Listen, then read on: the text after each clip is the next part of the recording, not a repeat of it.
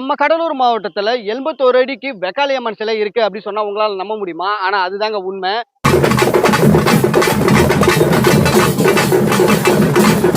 நம்ம தலைக்குளம் அப்படின்ற ஊர்ல பாத்தீங்கன்னா இப்பேற்பட்ட பிரம்மாண்டமான சிலை இருக்கு.